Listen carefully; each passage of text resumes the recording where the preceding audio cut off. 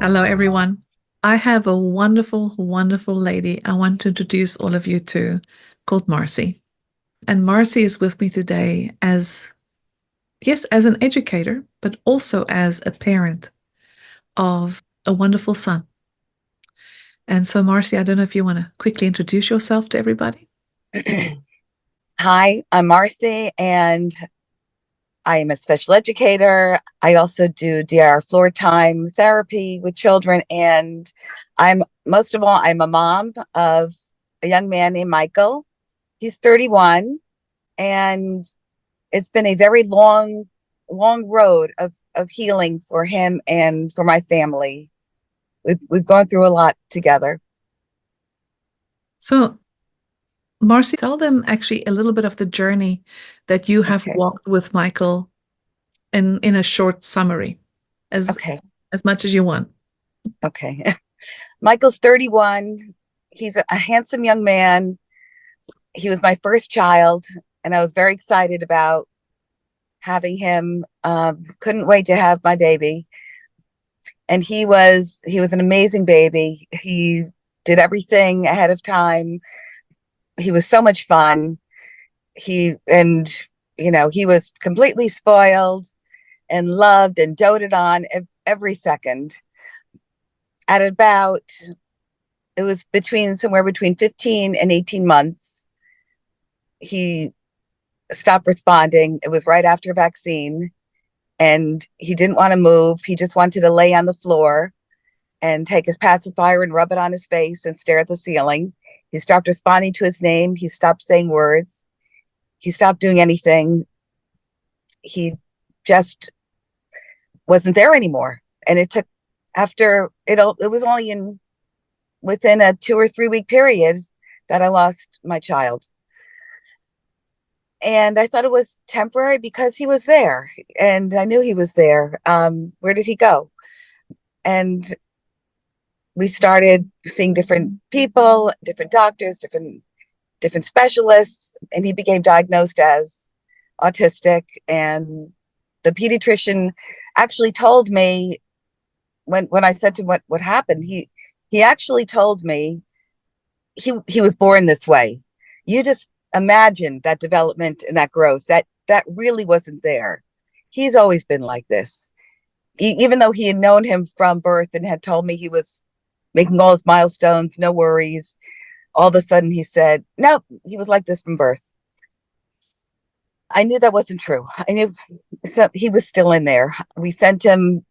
Uh, there was no place in our public schools in Connecticut for him, so they outplaced him because they didn't have a program in Stamford, Connecticut at the time. And he went to a school called CES, Cooperative Educational Services, and they just basically spent, let's see, until he was 21. They spent many years just working on his sensory system. He didn't learn anything. They just worked on keeping him regulated because he was not responsive. He had no affect. The only time he got excited about anything or happy was when he was eating. He just wanted food, so that just became our connection. I would feed him, and he was happy. So that that was really it. He didn't want any other interactions. He didn't initiate interactions. He had no interest in anything really. He wouldn't look at a book. He wouldn't look at TV. He would just he just really wanted to eat, and that was about it. And I took a class with Maud, and I said, Maud, I have this child. I is is there anything out there? I know he was in there. This is so many years ago already. It, can you do anything for this child of mine who is now an adult? And she said, you know what? There is one thing that may work. I'm not sure, but let's try it. It's called Tomatis. And I said, let's do it. Um, and so I bought these headphones. So the Tomatis method is a headphone device with right now it's coming with an actual device attached to the headphone, which is going to be changing in 2025 in a different delivery. But right now, that's what we used. And the program is calibrated music. And it consists of Mozart and some marches and some waltzes and Gregorian chants. And also, if you don't want to use Gregorian chants, there's other options as well. And that music we program in certain ways to stimulate the brain in certain ways and to inhibit other pathways that may be overstimulated in the brain. And then we basically put the program together per individual profile. And so that is really, in short, what the Tomatis method does. There's another YouTube on my channel that explains the Tomatis method in more detail. And so, yes, so at the time, Marcy, that we started working with you, he was living in a home. Yes. And so maybe just also describe for them what he was at that moment, and then sort of what happened then as we continued working over the past year. Okay. Michael was not able to go on any kind of work track, even though he learned, he went out into the community with his school program. He just he just had no interest in anything at all. And he never slept. That's another thing. So I feel like he was always exhausted as well. And he also had a lot of aggression and a lot of stimming, just a lot of dysregulation. And nobody could figure out what, nobody could really find a thing that they would say, oh, well, Michael likes to do this, so this will work. All I knew is that we couldn't take care of him anymore because he was up all night. He was still not completely toilet trained. So he was just so overwhelming. So we decided that Michael really needed to be in a residence that could take care of him properly. We were very, very lucky to find a place close to us, and he ended up in a house a few miles away when he was 21. And the problem was all he did was try and run away. They they didn't know what to do with him at this house. They never seen anything like him. He was obsessed, totally obsessed with just eloping all the time. He went into a day program and just was obsessed with eloping. When he went into his home, all he wanted to do, but to the point where in the middle of the night, he was trying to climb out windows. He was doing anything he could. And so we had to move him to another group home in a safer area because he was running out into a very busy street with trucks. He was running to a local bodega and grabbing soda and ice cream, and they had to call the police a number of times. Fortunately, the cops would come and say, "Oh, we know Michael," and they would take him home. So we were lucky as far as that goes, and we feel like God was with him, and he never got hit by a truck. But we were able to get into another group home in Stamford that was on a very quiet street. So that's where he is now. And during the day, that he's got a one-on-one staff. They they the staff just took walks with him all day. They didn't know what to do with him either because he could never engage with anything really, still except for food. So that brings us to our when we started Tomatis a few years ago. We wanted to try something. We didn't really expect too much, but we figured, well, I think we've tried everything else out there. We have not tried this, so we have to try it. Well, this was I teach preschool, so this was over my Christmas break, and I want to be able to completely focus on that. And after about a week of the first round of Tomatis, it was Christmas Day. We brought him home, and he started looking in the garage in our house, looking for things. He never shown interest in anything, but he started pointing. So we opened the garage. Michael, what do you want? He came in and he took out the shop vac, and we said, "Okay, Michael, you want a vacuum? Let's do it." And we brought him upstairs with the vacuum, and but then he lost interest, but he wanted it upstairs for some reason. Then he started going into the drawers in the kitchen, which he'd never ever done. And he found screwdrivers and took the screwdrivers and threw them in the garbage. And then he went upstairs. I keep screwdrivers upstairs also because I'm always in my house. I'm the one that fixes things, not my husband. So I have stashes of screwdrivers everywhere. So he took the screwdrivers from upstairs and he brought them down and threw those in the garbage. And it was almost like he was childproofing the house, because then he found knives and wanted to put them in the garbage. So, and scissors. So anything that was sharp, he was putting in the garbage. And I didn't even know that he knew where the screwdrivers were, what they were, and we didn't understand why this had meaning. But now looking back, I understand he was telling us, hey guys, I am in here. I am in here. I am smart. He wanted us to know that he can do things. He is in there. Um, so we had some amazing experiences just for that first round. He started sleeping completely through the night, which he had never ever done. He he gets, and that's just lasted. He gets up, he's still there. So it was really a shock. And it was really exciting because we asked the staff in his house how he's behaving, and they felt he was a lot calmer. They said he's much easier. So a lot of those behaviors were they were slowly dissipating. It was very, very exciting. And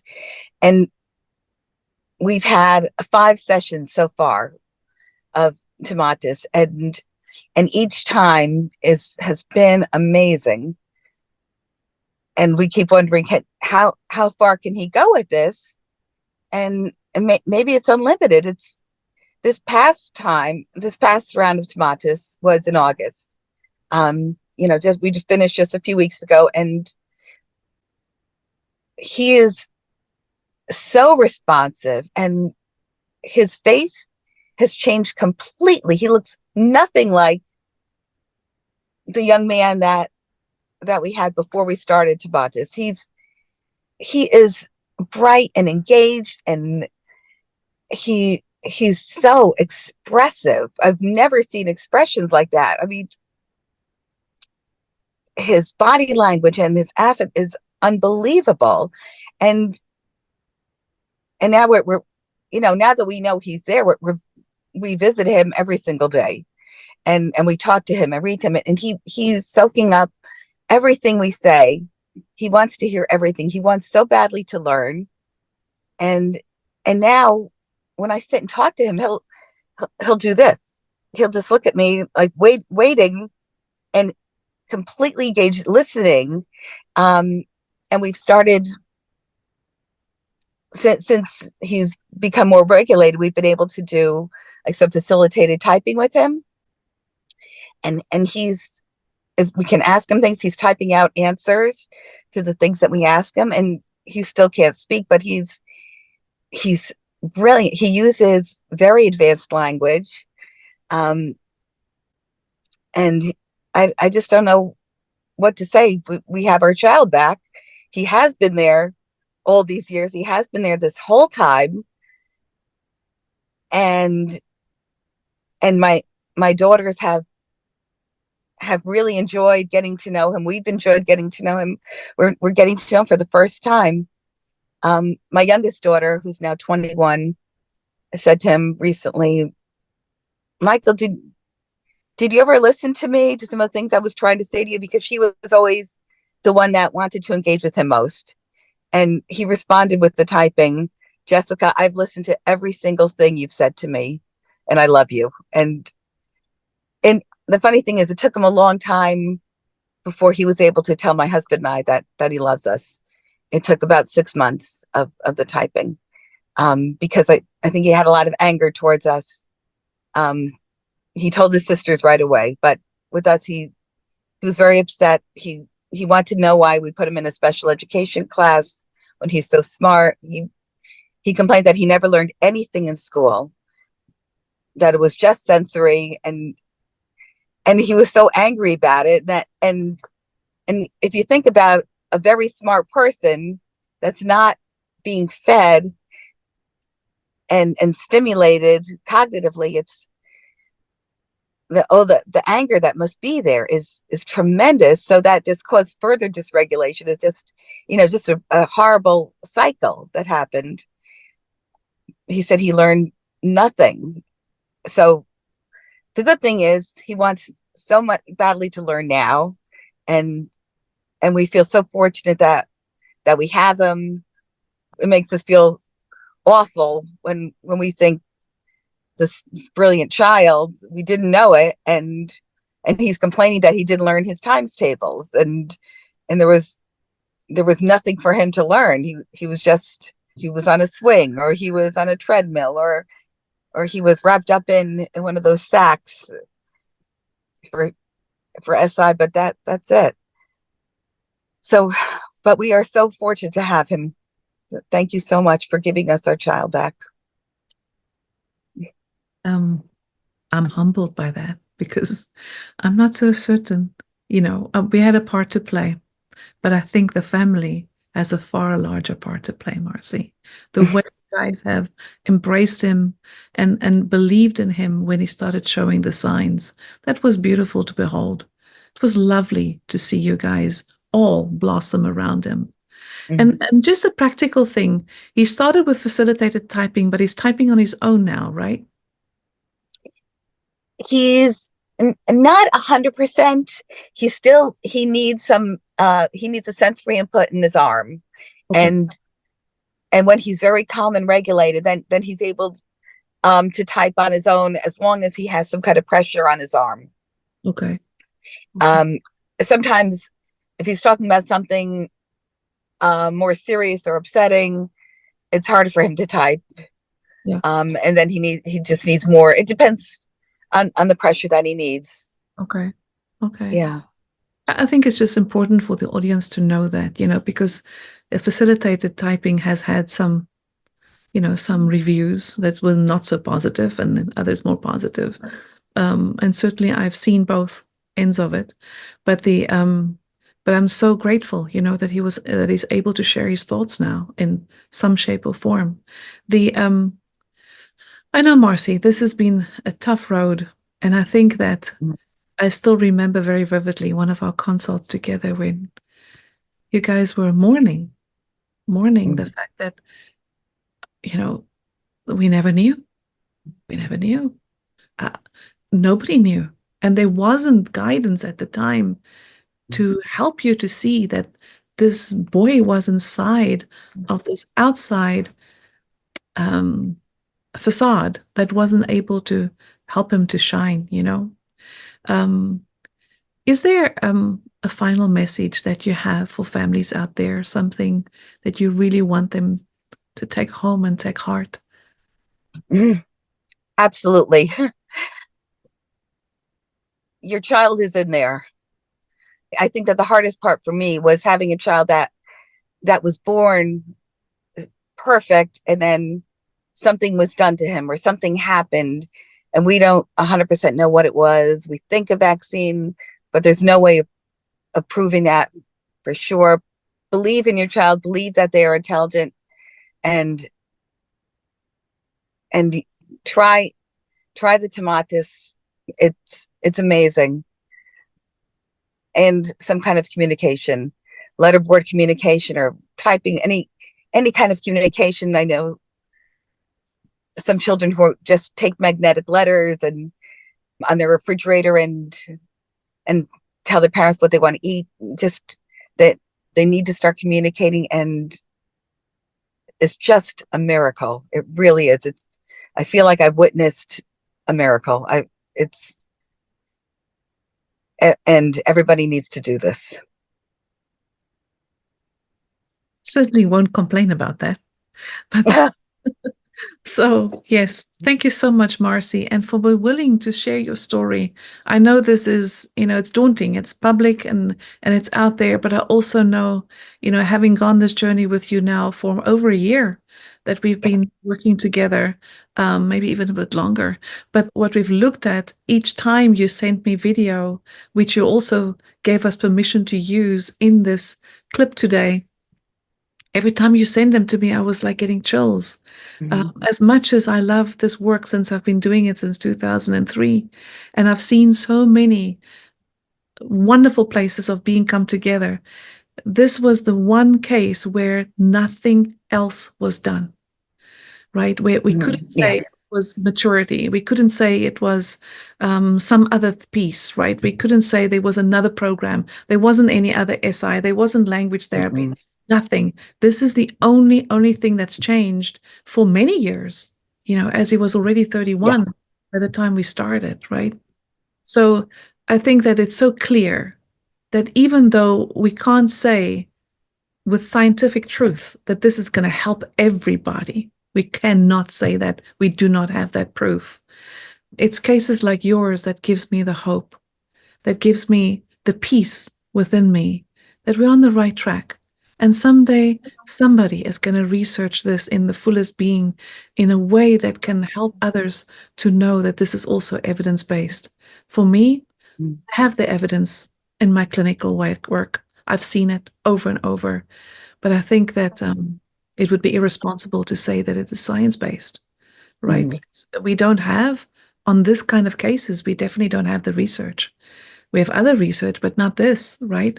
So I'm just so thankful that you're willing to spear the way, make it open for us to share this word to others, to share this work in the fullest shape and form that we can, so that others can maybe also have the hope and and keep searching for the things that may be possible.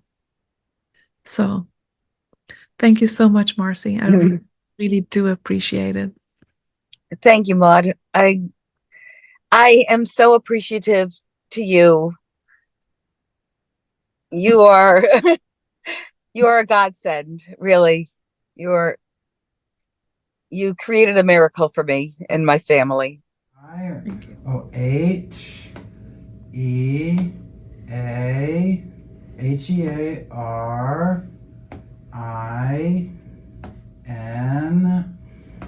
Hearing. Hearing. You got it, buddy. Hearing. T what? H. Hearing the S. O. O. T. SOOT. HIN. Hearing the soothing SOUND.